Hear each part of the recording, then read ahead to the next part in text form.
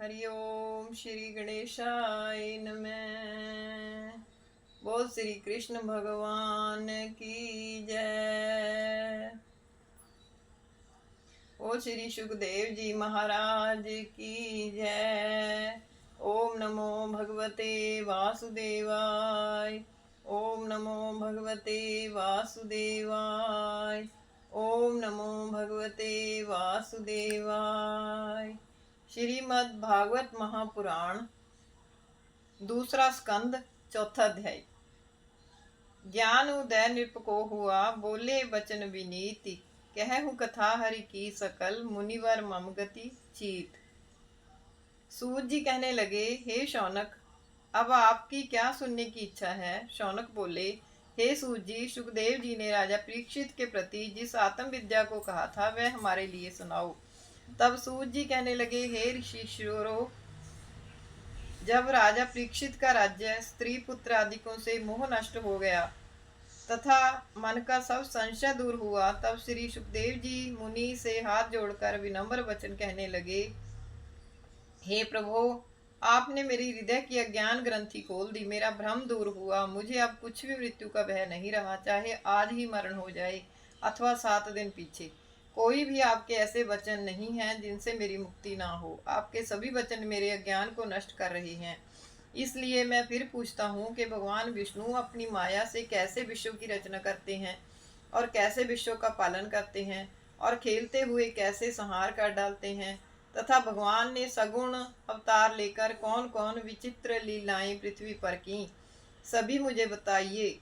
तब श्री सुखदेव जी प्रसन्न चित्त हुए पहले परमात्मा का मंगलाचरण करते हैं। श्री सुखदेव जी बोले, संसार प्रपंच की उत्पत्ति, पालन, नाश जिनके द्वारा होता है और अनेक अवतार धारण कर लीलाओं द्वारा भूभार दूर करते हैं, उन परम पुरुष के लिए मेरा नमस्कार हो, जो कुयोगियों एवं दुष्टों का नाश कर भक्तों का पालन कर एवं धर्म रक्षा कर युग युग में अवतीर्ण होते हैं और जिनके चरणार विंदों को यति मुनि ब्रह्मा महादेव आदि निरंतर स्मरण कर अपना वास्तविक लाभ उठाते हैं, उन लक्ष्मी के पति विष्णु को मेरा नमस्कार हो, जिनकी कृपा से गोपी का शबरी गिरिध आदि भी परम धाम को प्राप्त हुए, उन श्रीपति भगवान को नमस्कार हो। हे प्रभु, आपकी कृपा से मेरी बुद्धि विकसित हो, मेरा कथन सत्य हो तथा शक्ति द्वारा मैं आपकी उन लीलाओं को भली प्रकार से वर्णन कर सकूं, ऐसी सामर्थ्य मिले, यह मेरी अभिलाषा पूर्ण करो। सूत जी बोले, हे शौनक, इस प्रकार श्री मुनि सुखदेव जी ने प्रथम अपने अंतःकरण की शुद्धि एवं ज्ञान वृद्धि के लिए श्री परमात्मा की दिव्य स्तुति की। इसके बाद अपने गुरुदेव पिता व्यास जी को स्तुतियों द्वारा प्रणाम करते हुए उनके चरणों का ध्यान करने लगे। फिर सुखदेव जी बोले, हे राजन, श्रीमद् भागवत की कथा पहले श्री विष्णु भगवान ने श्री ब्रह्मा जी से कही। श्री ब्रह्मा जी ने नारद मुनि को बताई। नारद मुनि से मेरे पिता व्यास जी ने प्राप्त की। फिर पिताजी ने मुझे भली प्रकार योग्य जानकर पढ़कर बताई और अब मैं वही कथा आदि से तुम्हें सुनाता हूँ, जैसे भी मैंने पढ़ी सुनी है। आप ध्यान पूर्वक सुनिए। आप तो श्रीमद् भागवत भक्त हो और निर्मल चित्त वाले हो, अतः मुझे आपको यह कथा बताने में चित्त को संतोष मिलेगा। बोल श्री कृष्ण भगवान की जय। ओम नमो भगवते वासुदेवाय। बोल श्री सुखदेव जी भगवान की जय। 5वां अध्याय। नारद और स्वयंभू का पंचम माही प्रसंग। हुई पुरुष वैराट की सृष्टि प्रकट यही ढंग। सुखदेव जी कहने लगे, हे राजा परीक्षित, किसी समय पहले देवऋषि नारद मुनि ब्रह्मलोक में अपने पिता ब्रह्मा जी के पास गए। उस समय ब्रह्मा जी परमात्मा का ध्यान करते हुए पद्मासन में से बैठे हुए थे। समाधि अवस्था में उन्हें अपनी देह का कोई अनुसंधान नहीं था। नारद जी ने जब उनको इस प्रकार स्थिर चित्त हुए देखा तो संदेहात्मक चित्त हुए विचार करने लगे, अहो, यह तो साक्षात विश्वेश्वर ही हैं, फिर यह कौन से देव का आराधन कर अपना मनोरथ सिद्ध चाहते हैं। भला इनका भी कोई स्वामी हो सकता है। इस तरह से मानसिक कल्पना कर नारद मुनि वहीं आसन लगाकर बैठ गए। और उनकी समाधि छूटने के पश्चात आप अपने वक्तव्य को प्रणाम कर कहने लगे, हे पिताजी, मुझे एक महान संदेह ने घेर लिया है, और वह संदेह यह है कि आप तो समस्त विश्व के रचयिता तथा उनके संहारक भी हो। जैसे मकड़ी अपने मुख से धागा निकालकर पुनः स्वयं भक्षण कर लेती है, अब मुझे आपसे भी कोई बड़ा देव मालूम होता है, क्योंकि आप जिसका अखंड ध्यान धारण कर मगन हुए बैठे थे। हे पिताजी, वे कौन से देव हैं? कृपया आप मेरे इस संदेह को दूर कीजिए। ब्रह्मा जी कहने लगे, हे पुत्र, मैं जिनकी उपासना करता हूँ वह परमात्मा विष्णु हैं, और मैं उनके ही दिए हुए ज्ञान द्वारा विश्व की विविध रचना करता हूँ। वे सब देवों के अधिदेव हैं और मेरे भी स्वामी हैं। संसार के समस्त पदार्थों में उनका ही दिव्य तेज व्यापक है, उनसे कोई भी पृथक नहीं है। वे ही महाप्रलय के उपरांत विश्व की उत्पत्ति तथा पालन आदि करते हैं। वे जगदीश्वर आदि अंत रहित हैं। उनकी महिमा को पूर्णतया अद्यावधि कोई भी देव, ऋषि, मुनि आदि नहीं जान पाए। हे नारद, उन श्रीमन नारायण भगवान की कृपा से उनके विषय में जो कुछ भी मुझे मालूम है मैं तुम्हें सुनाता हूँ, तुम ध्यान सहित सुनो। हे वत्स नारद, चारों वेद, पुराण, स्मृति आदि सभी वासुदेवमय हैं, और तप, व्रत, ज्ञान, गति तथा योग, यज्ञ, फल आदि सब उनका ही समर्थन करते हैं। हे नारद, मेरी भी उत्पत्ति उन्हीं नारायण भगवान ने ही की है।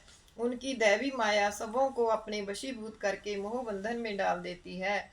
जो सबों के स्वामी श्री वासुदेव भगवान हैं, उनकी गति को परम भक्तजन ही जान सकते हैं।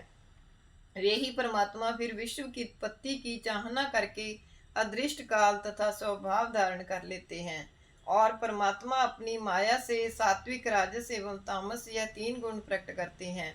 फिर पहले उन्होंने स्वभाव से रूपांतर को तथा अदृष्ट कर्म से महतत्व को प्रकट किया, और फिर महतत्व प्रकृति के तीनों गुणों की उत्पत्ति हुई। हे नारद, अभिमान भी त्रिगुणमय होता है। जैसे देवताओं पर सात्विक अभिमान, समस्त इंद्रियों पर राजसिक अभिमान, पृथ्वी आदि पंचभूतों पर तामसिक अभिमान अपना ऐश्वर्य दिखाता है, इस तरह से अहंकार तीन प्रकार के हुए, जिसकी द्रव्य, क्रिया, ज्ञान आदि में शक्ति है। अब तापस अहंकार से शब्द गुण युक्त नव मंडल हुआ। नव से स्पर्श गुण वाला वायु हुआ।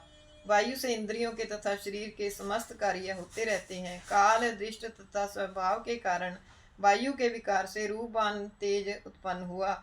तेज से रसात्मक जल हुआ, और जल से गंधवती पृथ्वी हुई। सात्विक अहंकार से मन, इंद्रियाधिष्ठाता 10 देवता हुए। राजस राजस अहंकार से 10 इंद्रियां, बुद्धि और प्राण हुए। हे नारद, सो इस प्रकार से उत्पन्न हुए, जैसे सात्विक अहंकार तत्व से मन तथा उस मन से चंद्र हुआ। फिर कर्ण से दिशाएं, चरम से वायु, नेत्रों से सूर्य, जीभा से वरुण, नाक से अश्विनी कुमार, मुख से अग्निदेव, हाथ से इंद्रदेव, पांव से उपेंद्र भगवान, वायु अर्थात गुदा से मित्र तथा मूत्र इंद्रिय लिंग से प्रजापति नामक प्रकट हुए 10 प्रकट हुए। परमात्मा अपनी सामर्थ्य से इस ब्रह्मांड लोक की विचित्र रचना रचता है।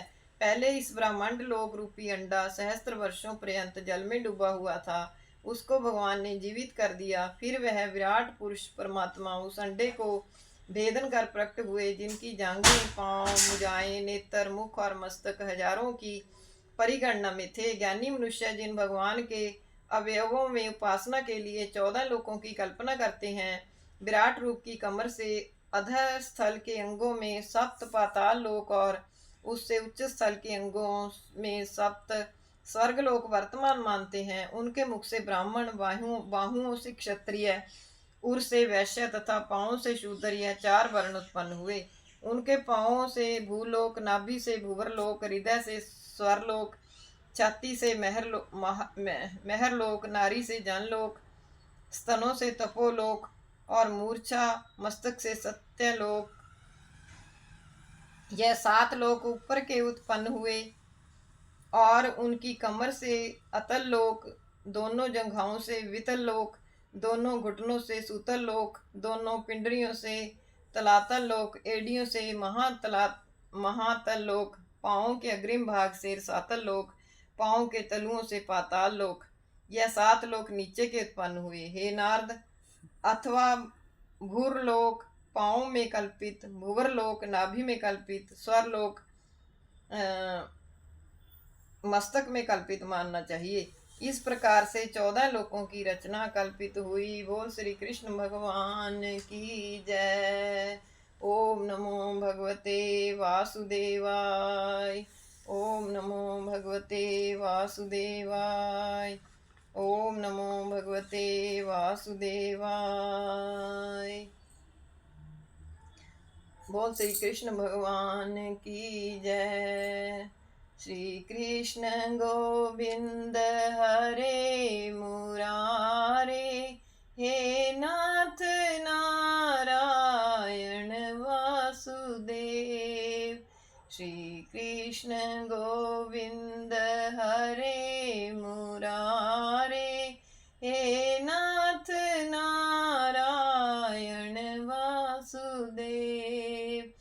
श्री कृष्ण गोविंद हरे मुरारे, हे नाथ नारायण वासुदेव। अच्युतं केशवं रामनारायणं, कृष्णदामोदरं वासुदेवं हरिं, श्रीधरं माधवं गोपिका वल्लभं, जानकी नायकं श्रीरामचंद्रं भजे। वो श्री कृष्ण भगवान की जय। और श्री सुखदेव जी महाराज की जय।